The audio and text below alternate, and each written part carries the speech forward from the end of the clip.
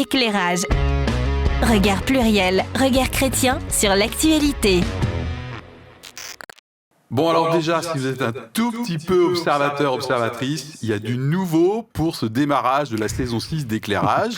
Voilà, du nouveau, coucou.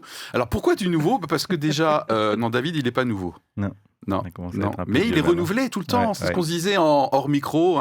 L'être intérieur se renouvelle de jour en jour. Oui, c'est beau. Toutes les cellules meurent au bout de 3 ans et nous sommes des êtres renouvelés.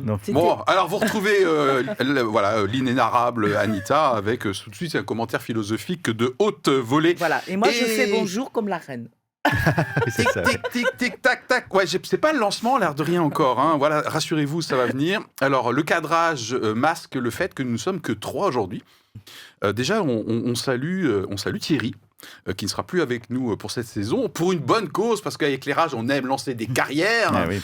Et il se lance dans le journalisme, et voilà, donc maintenant, du coup, il est hyper busy, ça veut dire occupé, et donc, il ne peut pas tout assumer cette année, on lui souhaite bon vent, vraiment, c'est génial, et Éclairage a sans doute contribué d'ailleurs à ce qu'il prenne cette décision par rapport aux journalistes. Donc Thierry, si tu nous entends, écoute, voilà, bon vent à toi. Et nous avions un remplaçant aujourd'hui. Et on compte bien sur le retour sur investissement pour la saison 7. Oui, alors d'autant plus qu'on a économisé la prime de fidélité que Thierry ne va pas avoir parce que c'était prévu d'être versé là maintenant, au démarrage de saison. Et donc on devait avoir une 4e personne pour remplacer Thierry aujourd'hui. Et cette 4e personne, elle est quelque part en route, voilà. Bien, et c'était pas encore le lancement. Le lancement, ça y est, c'est maintenant. Et c'est pas le changement d'ailleurs, mais c'est le lancement, c'est maintenant. Est-il permis ou non de payer l'impôt à la reine Elisabeth II ? Je répète, est-il permis ou non de payer l'impôt à la reine Elisabeth II ? Réponse de Jésus, himself. Rendez à Elisabeth et maintenant à Charles ce qui est à eux et rendez à Dieu ce qui est à Dieu. Voilà. Wow. Alors, avec ce genre d'introduction, du coup, vous vous rendez compte que ce télescope deux choses. Alors, évidemment, le décès de la reine Elisabeth II. Si vous avez zappé cette info, c'est que vous êtes sur une île déserte complètement déconnectée, voilà, qui est contrôlée entre guillemets, mais un habitant sur 4 sur Terre. Je parlais de télescopage. Donc, cette actualité, que certains qualifient d'anecdotique et d'autres d'historique, avec cette magnifique réponse que j'ai un petit peu changée, bien sûr, de Jésus, qu'on retrouve dans 3 des 4 évangiles. Donc la reine est morte, vive le roi Charles III. Attention, donc l'émission quand même aujourd'hui, c'est pour rebondir certes, sur cette actualité, donc sur l'importance peut-être presque sacrée, encore une fois, on peut avoir des opinions très différentes par rapport à ça, et on est là pour ça, que peut revêtir la monarchie, voilà, sur ici-bas, je veux dire, et bien sûr, faire le lien avec la thématique biblique du royaume de Dieu. Oui, parce que le royaume de Dieu, monarchie, voilà, c'est quand même quelque chose qui est récurrent dans la Bible. Voilà, donc le chrétien, du coup, comment il réagit face à cette actualité planétaire liée à Elisabeth II et Charles III, et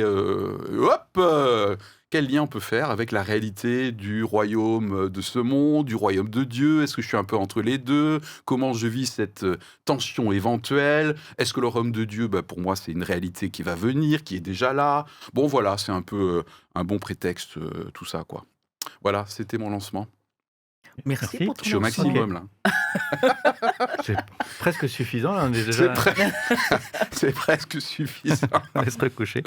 Bon, allez, comme d'habitude, tout de suite après l'annonce du sujet et de son angle, on fait un petit tour de table qui ne sera pas clôturé par la confession, puisque la personne qui est quelque part perdue dans un no man's land était chargée de faire la confession aujourd'hui.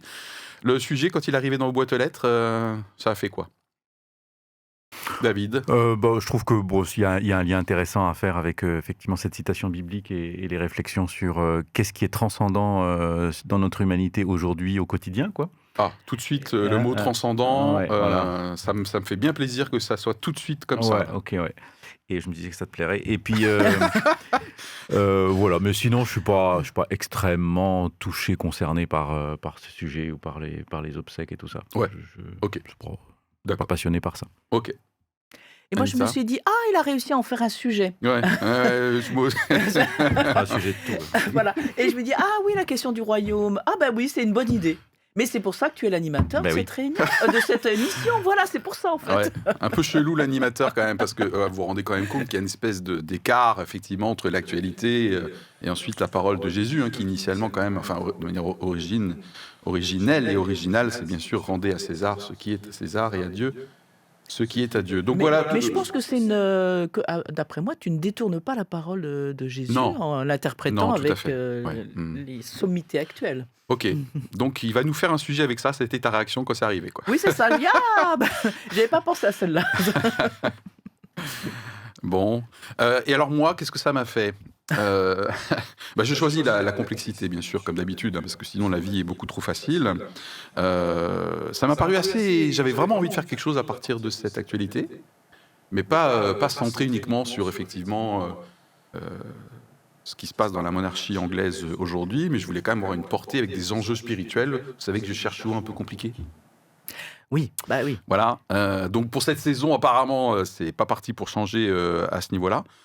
Après coup, j'ai eu un gros doute quand même. Je me suis dit, mais comment l'équipe va réagir On ne sait pas, peut-être qu'on va se tenter, ça ne sera pas à ce sujet? Voilà, la personne qui devait venir aujourd'hui et qui nous rejoindra certainement pour une prochaine fois m'a tout de suite dit que, par exemple, la reine, moi, voilà. Et justement, je crois que c'est bien, c'est important. Vous qui nous regardez, qui nous écoutez, vous êtes peut-être vous-même ou dans vos discussions avec vos proches, vous savez, dans les chaumières, par exemple, peut-être avec des sensibilités très différentes. Vous avez peut-être ras-le-bol du tapage médiatique. Tout ça, c'est vraiment l'ancien temps. Et puis, peut-être vous allez raccrocher à la partie un peu plus spirituelle, effectivement, de l'angle. Voilà, donc j'ai eu beaucoup de doutes après vous avoir envoyé le sujet, mais je suis quand même resté sur mon intention première. Voilà.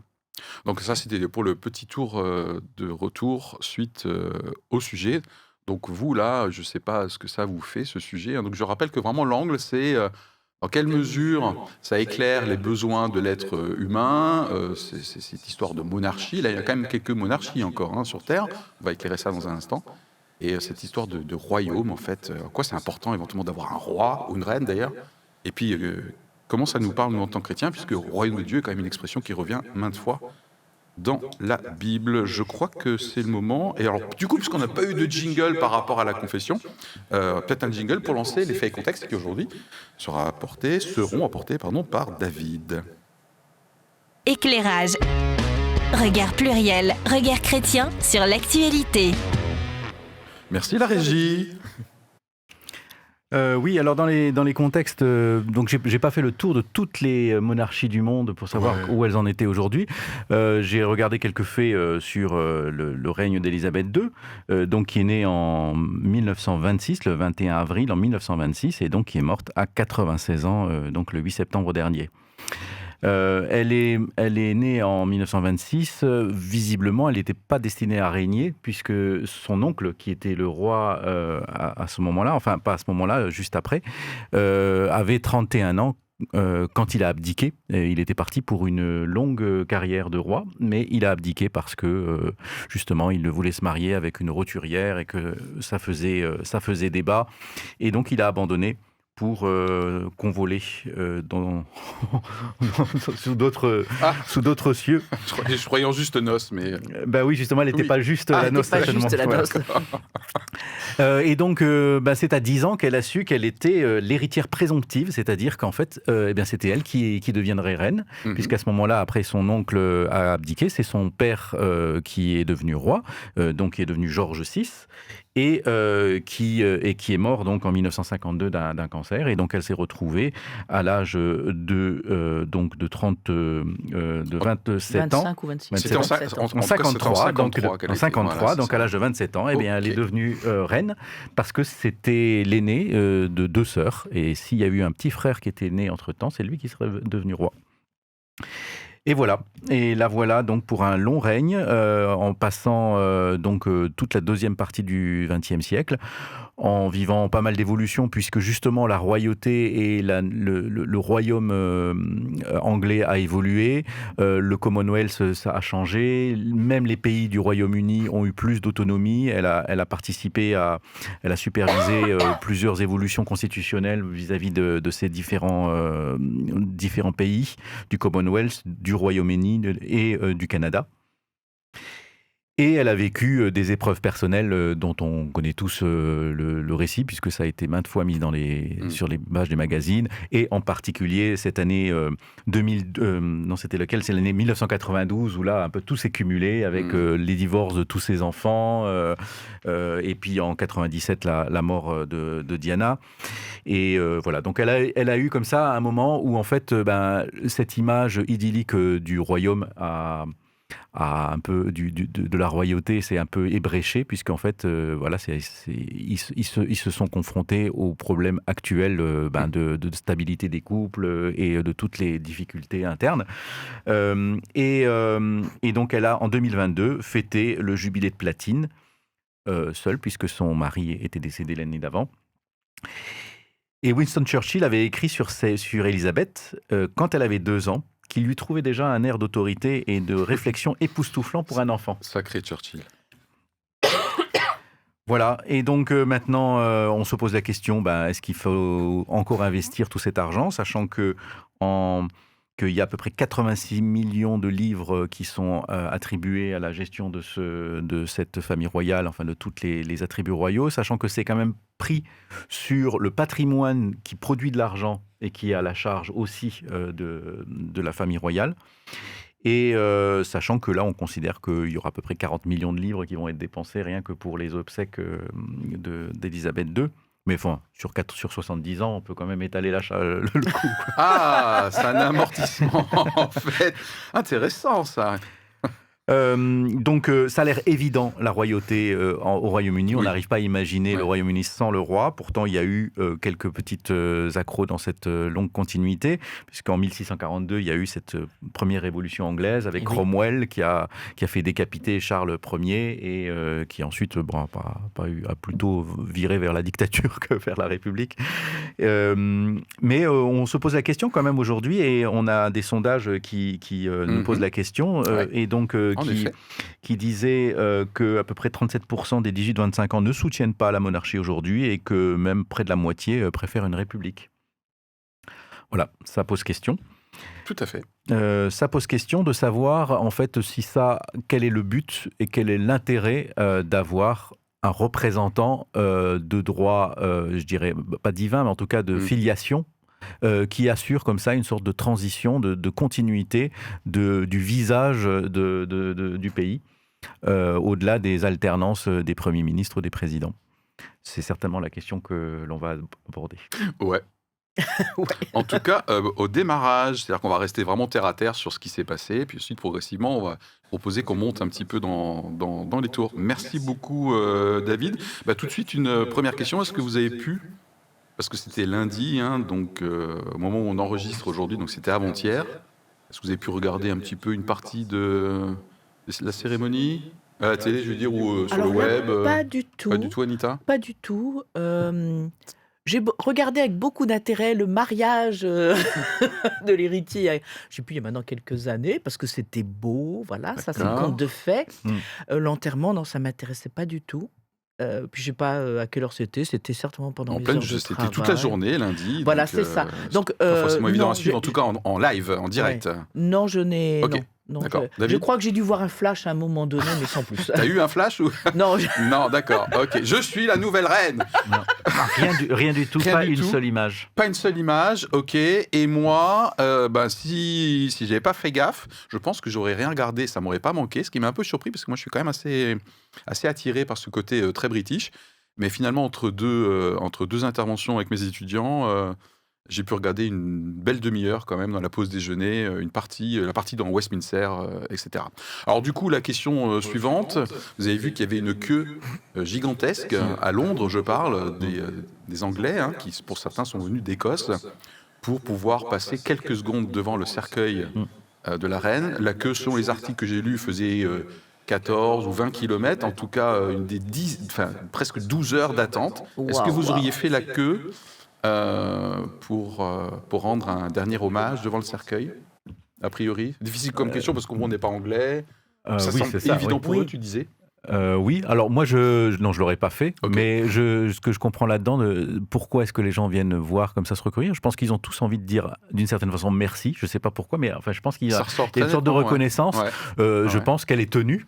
finalement aussi, qu'elle ne se soit pas laissée abattre par les différentes et qu'elle ait tenu en fait quand même cette image de la couronne.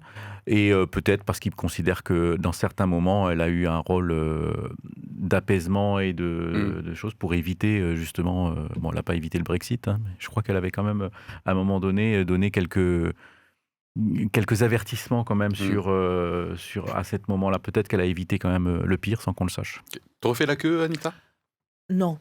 Ok. Non. Alors bon, bien sûr, peut-être que si j'étais en Angleterre anglaise, peut-être que je l'aurais fait, j'en sais rien, mais non. Puis je pense que c'est pas trop. En plus, je dirais d'une façon générale, je crois que je suis pas vraiment dans ce genre de signe de Ouais, reconnaissance. ouais. Mes signes, enfin, si j'honore quelqu'un, je veux dire, je vais déjà l'honorer en moi, quoi. Oui. Et après, peut-être par des mots, mais non, non, effectivement, je Ok. ne laisserai pas aller. Ouais, moi non plus, je pense que j'aurais pas fait la queue, sauf si c'était pour voir David Beckham. Je sais pas si vous avez suivi, mais David Beckham a fait la queue, comme tout le monde. Non, même pour Quoi? aller voir David Même Beckham, pour voir David franchement, Beckham. je n'en Il est ai beau gosse, pas non à faire grand-chose. D'accord. Voilà. Ok. Est-ce que vous trouvez que... alors là maintenant je parle en France, on en fait trop. Alors c'est tapage médiatique, ça a squeezé objectivement beaucoup de sujets, y compris des annonces gouvernementales. L'agenda du gouvernement, l'agenda de communication en tout cas, a été clairement perturbé parce que médiatiquement, c'est en train de se tasser un petit peu, mais ça fait des jours où objectivement c'est saturé. Est-ce que vous trouvez qu'en France, médiatiquement, on en fait trop? Ça te choque? Ça t'énerve? On en fait trop de façon momentanée. Ouais. Ok. Je Ouais. ne veux pas m'énerver pour ça, mais Non, mais surtout, non, bien sûr.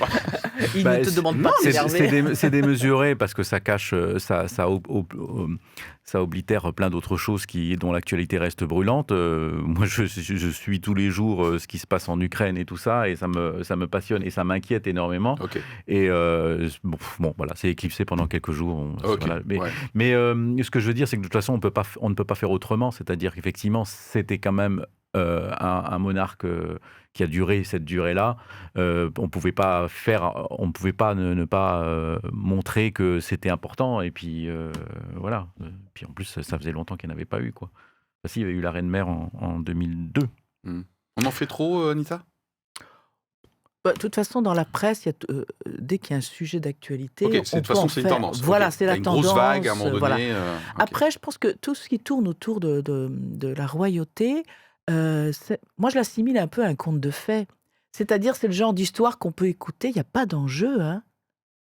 Je veux dire que quand on parle de l'Ukraine, quand on parle de la hausse du coût de l'énergie, quand on parle ça, il y a de vrais enjeux économiques et pour les personnes. Mais sincèrement, qu'on parle du décès de la reine ou qu'on parle bientôt du couronnement, enfin qui aura lieu d'ici quelques mois du roi, pour moi c'est de l'ordre du conte de fées, c'est-à-dire qu'on écoute une belle histoire.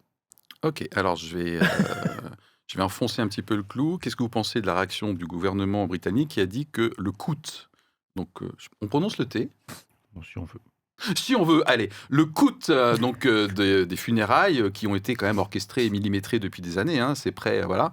Ils ont dit que c'était de l'argent bien dépensé. Je cite. Qu'est-ce qui peut expliquer cet argument de la part du gouvernement britannique? C'est de l'argent bien dépensé. Vous êtes d'accord avec ça? Je pense qu'en termes économiques, la royauté a rapporté aussi de l'argent, hein. Ok. C'est un élément de différenciation du Royaume-Uni. On doit vendre des couronnes, des trucs et tout ça. Donc je pense qu'ils vont s'y retrouver. Ils vont s'y retrouver. Ils ne pouvaient pas de toute façon faire une petite cérémonie. Voilà, donc oui. Je pense que c'est pas extrêmement élevé. C'est choquant quand on compare immédiatement avec d'autres choses. Les 80 millions de livres par an que ça coûte 1,5 livre par personne chaque année. C'est pas gigantesque non plus pour quelque chose qui a quand même un retentissement international. Ben, en tout cas, je pense que c'est un objet de tourisme, hein. Voilà. On le voit bien lorsqu'il y a eu son jubilé récemment. On sait très bien qu'on a aussi des Français, des Européens ou d'autres personnes d'autres pays qui sont allés en Angleterre aussi. Donc, ça alimente le tourisme. Donc, je pense, oui, que c'est rentable. C'est rentable au niveau économique. Et de surcroît, je pense que... comment dire, alors, je ne sais pas si c'est le fait de la royauté, si c'est le fait de sa personne. Elle fédère, elle crée un effet de cohésion au sein du pays. Je pense qu'elle est un élément fédérateur. Est-ce que c'est pas un peu contradictoire avec ce que tu disais tout à l'heure, où tu disais, mais il n'y a pas d'enjeu, c'est un conte de fées? Alors, il n'y a pas d'enjeu pour nous en France. Ah, ok. Enfin, pour moi, voilà, Parce que moi, je c'est... trouve que les enjeux sont hyper importants pour Oui, la nation. Anglaise, en l'occurrence. Voilà, c'est ça, pour la Britannique, nation, plutôt. mais pour nous. Ah, Faut ok. dire, Pour nous en France, quoi. Voilà. Ok, j'ai quand même une question par rapport Mais à la un conte peut France. être fédérateur, justement, Ah bah, parce moi, que je trouve que c'est- justement parce qu'il n'a pas d'enjeu, c'est facile que de mettre tout le monde d'accord Non, mais dessus. attendez, c'est un team building de folie, quoi. Hein. Alors, pour ceux, voilà, parce que je suis coach aussi, hein, mais voilà. Donc, non, mais il y a des entreprises qui font des événements pour que des collaborateurs d'une entreprise se sentent regroupés au moins autour de quelque chose qui les dépasse, quelque chose de fédérateur, team building, ok. Donc moi je trouve que c'est un formidable événement de team building pour la nation britannique en tout cas. Ah, pour la nation britannique, mais j'allais Ouais. dire sincèrement pour nous en France. Ah ok, moi je vais y arriver en France quand même. Attendez, non mais parce que là ça va saigner un petit peu quand même. Vous avez vu que, oui, puisque vous avez préparé l'émission bien sûr Philippe, nous avons vu ça. C'était un des articles Philippe, 2 maires, en tout cas au moins 2, hein, en tout cas dans la presse, ont refusé de mettre en berne les drapeaux français. En berne, donc sur la mairie, je suppose. Oui, pas inviter Stéphane Bern pour parler de... Non, bien que Stéphane Bern soit un grand...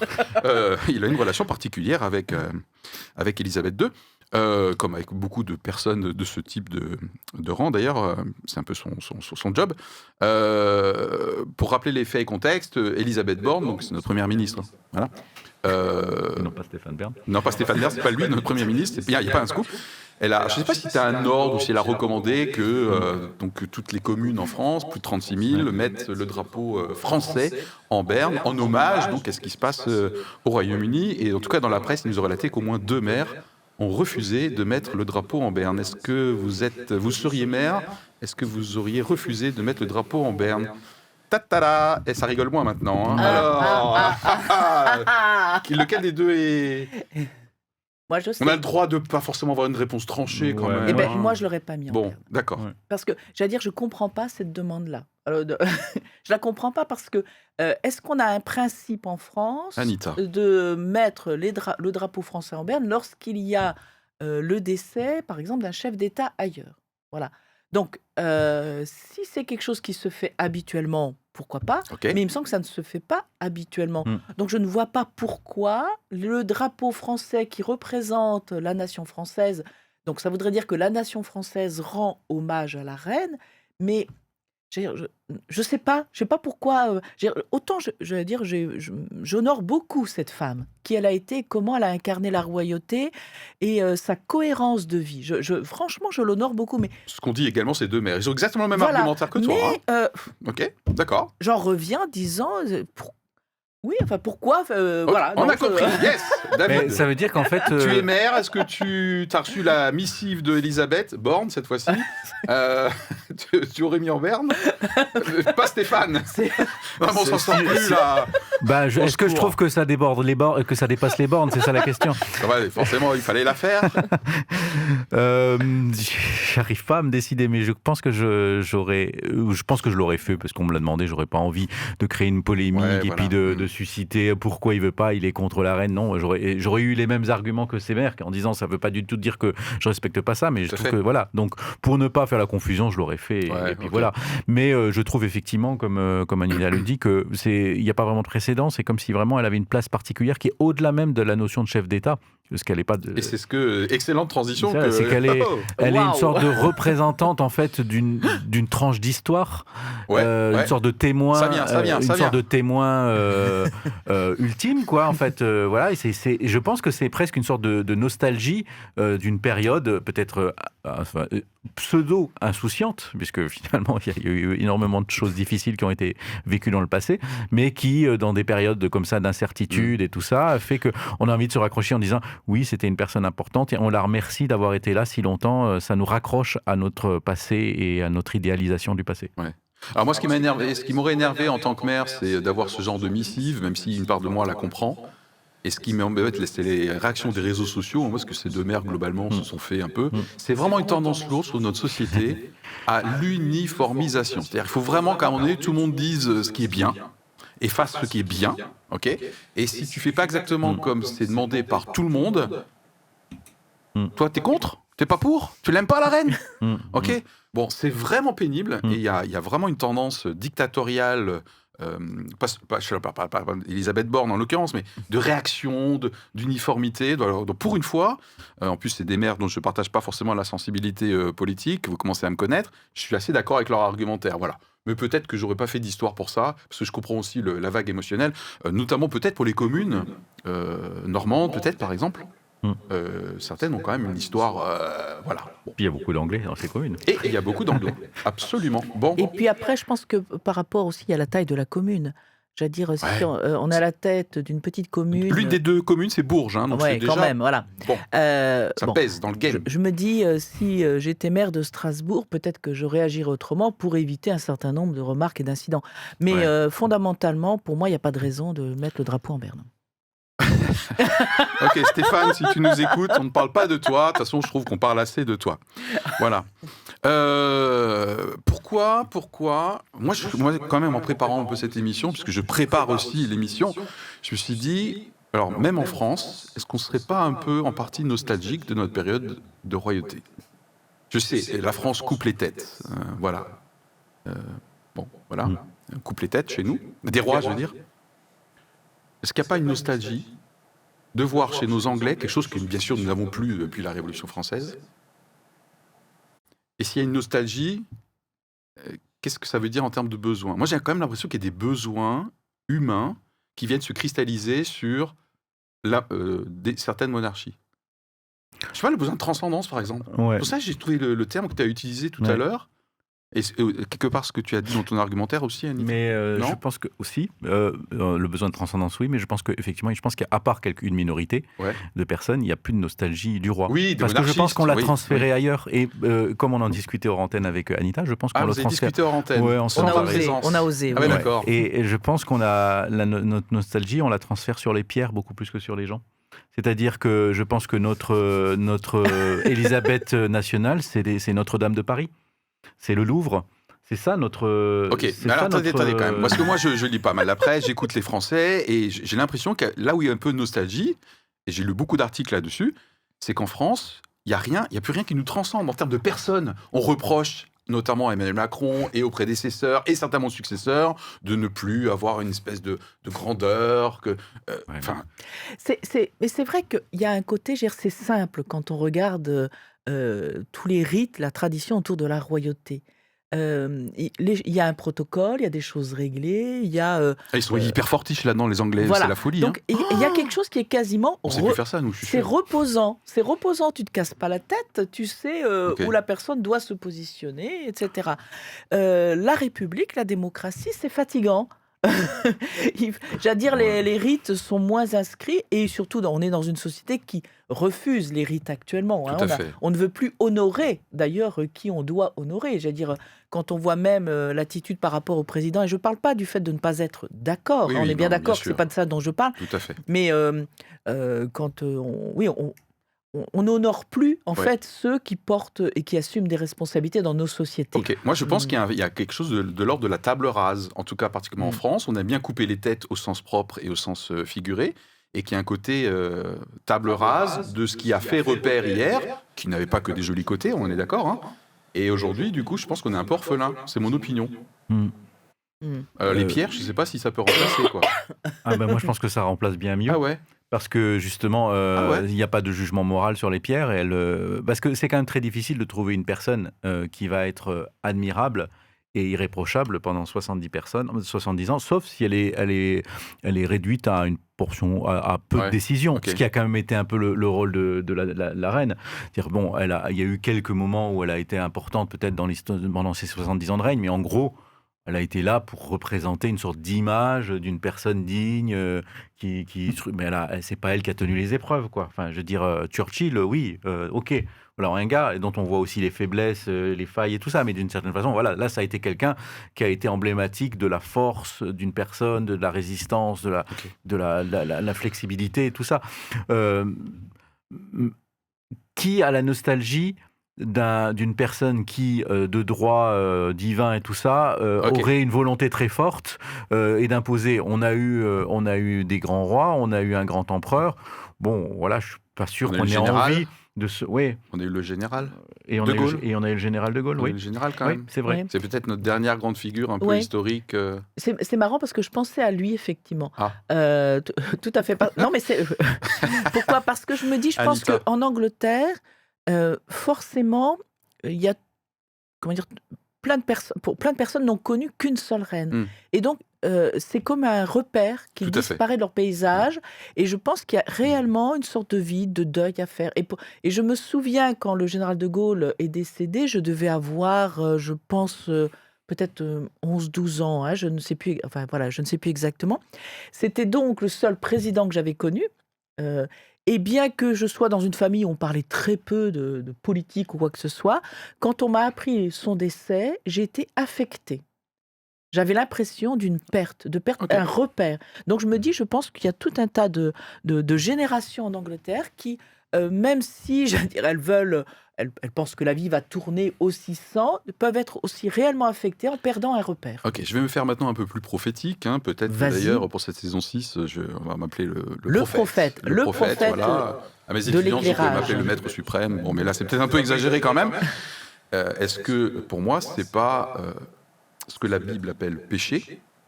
C'est la volonté de l'être humain que personne ne règne sur lui. Non, c'est pas, il n'y a pas 4 heures de dissertation là-dessus.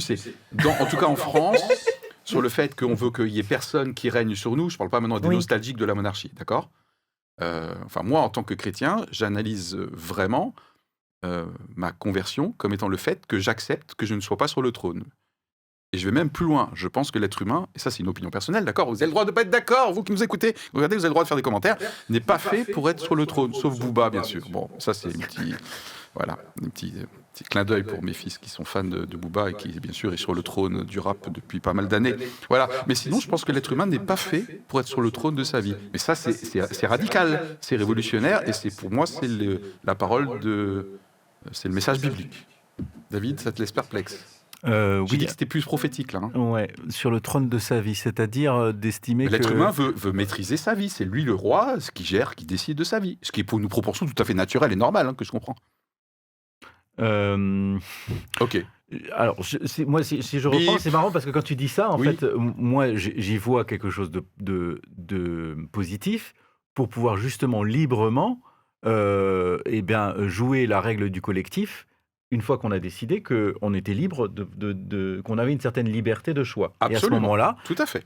volontairement, on se trouve un représentant et quelque chose qui préside à nos destinées, temporairement, sur ses capacités et tout ça. Donc, en tout cas, dans le fonctionnement humain, Oui. moi, je trouve qu'une des meilleures façons pour de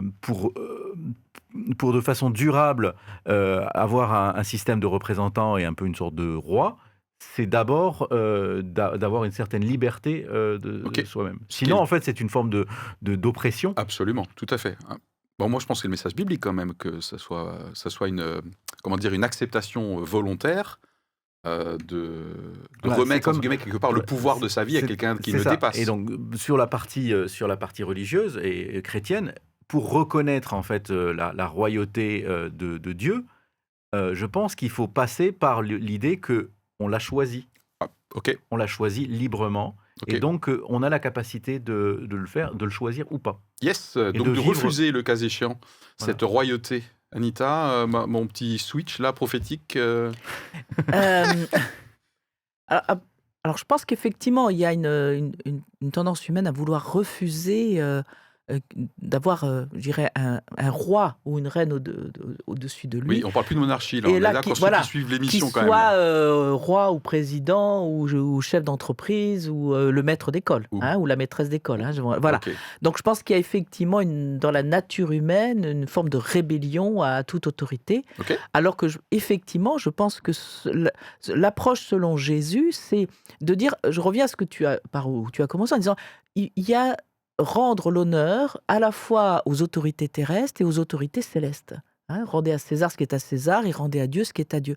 C'est-à-dire qu'en fait, nous sommes bien, je dirais, dans une double dimension à la fois une dimension terrestre où nous avons un mandat de gestion de la terre et donc de gestion du vivre en commun, où nous devons nous doter de règles, et en même temps, nous sommes des êtres spirituels créés à l'image de Dieu.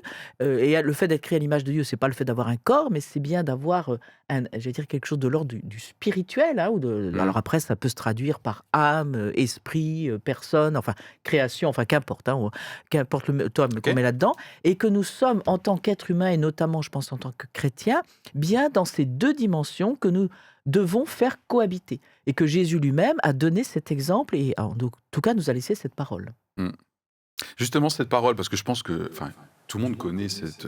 peut-être une minorité sait que ça vient originellement de la Bible, mais rendez à César ce qui est à César, je pense que c'est quasiment très, très, très, très, très connu. Hein. Vous faites cette recherche sur Google tout de suite. Donc, c'est l'origine, elle est biblique. Et donc, on peut rappeler peut-être le contexte de cette parole de Jésus? En fait, Anita, c'est notre théologienne. les ennemis de Dieu, Elle de était Jésus. prophète aussi jusqu'à la saison 5. Et Mais maintenant, ça y est, j'ai été détrônée. C'est Philippe qui est devenu le prophète. Pardon, Anita. Non, mais il n'y a aucun problème. Il faut savoir accepter. Hein. Toute chose a un début et une fin. Hein. Oh. Ça, c'était l'Ecclésiaste, me semble-t-il. Et la fin d'une chose vaut mieux que son début, est-il écrit. Bon, passons. Ça envoie du lourd. Ça envoie du lourd.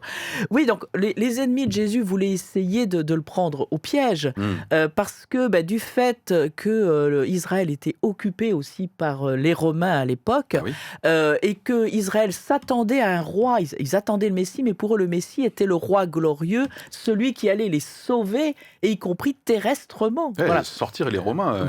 C'était et sûr. donc ils se disaient si jamais il dit qu'il ne faut pas payer l'impôt à César, ça veut dire qu'on va l'accuser en fait de se rebeller contre César, mais ça veut donc dire que peut-être il va prendre en charge le royaume d'Israël et aller de l'avant. S'il dit qu'il faut payer l'impôt à César, ça veut dire aussi peut-être un acte de soumission et qu'il serait, il se détournerait des voies de Dieu. Enfin, et où il va décevoir tous ceux qui attendent. Voilà. Et donc en fait, c'est vrai qu'en lui posant la question, vous voulez l'amener, de toute façon, vous essayez de le coincer. Il faut le dire. Hein. Ça marche pas trop avec Jésus. Voilà. Ça, hein. Et alors, moi, c'est extraordinaire. J'adore ce passage. Cette Je me réponse délecte de ce passage. Je trouve une sagesse. Voilà. Et quand on dit, on garde souvent la première partie, rendez à César ce qui est à César, mais c'est rendez à César, mais rendez à Dieu ce qui est à Dieu. Ouais. Voilà. Et donc, ça m'a renvoyé un autre passage de la Bible, d'ailleurs, qui est à peu près pour moi du même acabit qu'on connaît moins. C'est à un moment donné. Sauf les érudits comme toi. Non, je ne crois pas que je sois érudite. C'est lorsque, à un moment donné, Pierre va s'engager à payer un impôt pour entrer dans le temple. Ouais. Et Jésus va lui dire, mais est-ce que tu crois vraiment que moi, qui suis le Fils de Dieu, je dois payer l'impôt dans le temple ? Ah oui, Pierre, il se rend compte que peut-être pas. Et cependant, Jésus va régler le problème. Il va dire, tu vas aller pêcher un poisson, et puis dedans, tu vas trouver de quoi payer, et l'impôt pour toi, et l'impôt pour moi.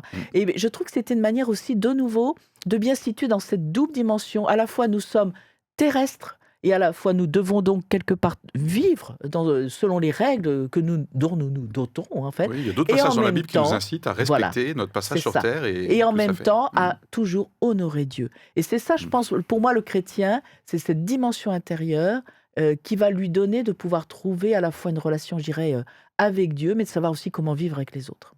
Ce passage, David, de tes coutumiers, ça te plaît, pas trop? Écoute, j'ai toujours été dans cette idée comme ça que oui, c'est une façon habile de séparer les choses, mais d'une certaine façon, en fait, si on creuse maintenant un petit peu, on se dit que en 70, les Romains, ils ont détruit le temple juif, le temple de Jérusalem. Donc d'une certaine façon, pendant 70 ans, il y a des gens qui ont donné l'impôt aux Romains, qui finalement fait que ça a fini par prendre à Dieu. Puisque c'était le temple de Jérusalem était un peu la maison de Dieu, et d'une certaine façon, ça a abouti quand même au bout d'un moment au fait que le peuple juif et la pratique de la religion, et donc le temple de Jérusalem, on a souffert. Donc d'une certaine façon, ce que je veux dire, c'est qu'on commodément, ça parfois un peu trop commodément, on dit alors ça veut dire en fait je reste avec ma relation avec Dieu et puis le reste c'est pas grave.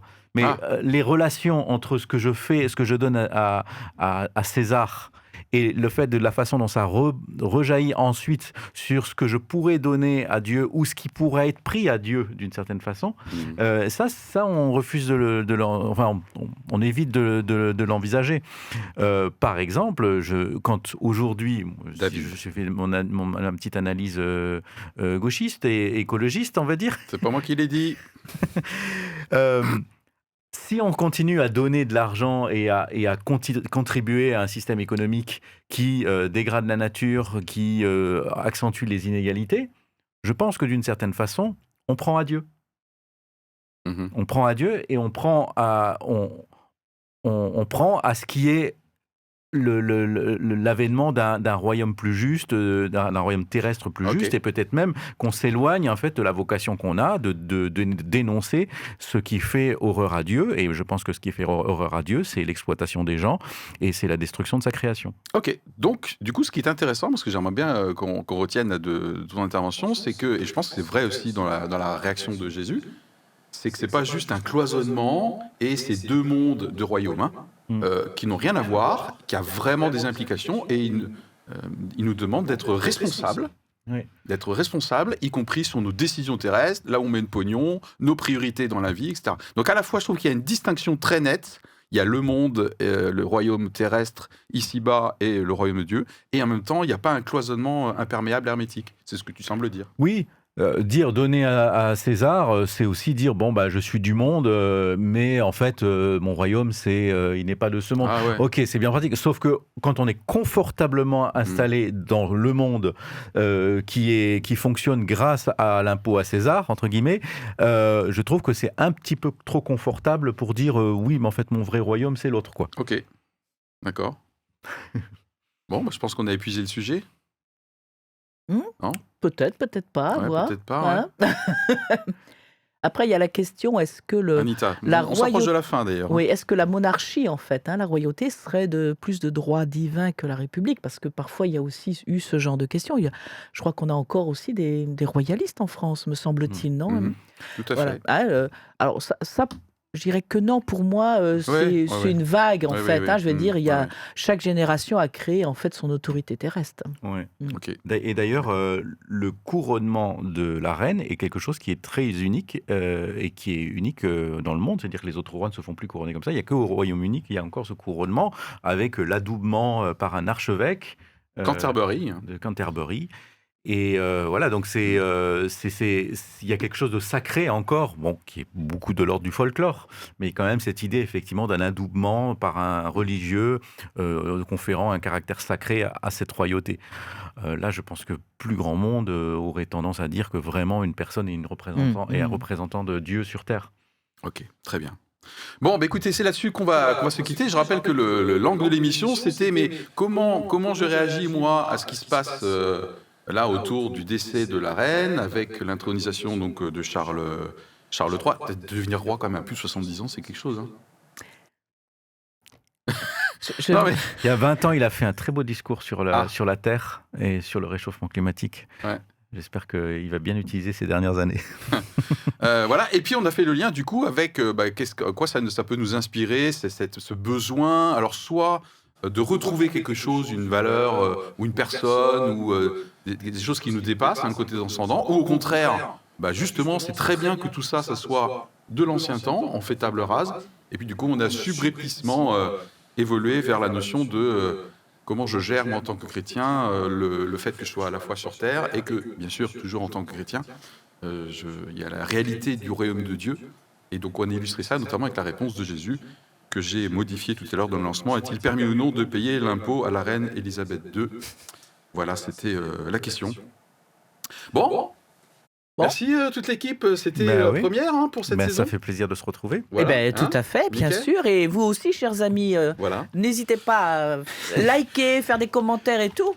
Et le bonjour aux soldats inconnus. Il faut l'abonnement, cliquer la petite cloche sur YouTube, c'est important quand même. Bon, à bientôt pour une prochaine émission pour cette saison 6 fabuleuse. Allez, bye. Ciao.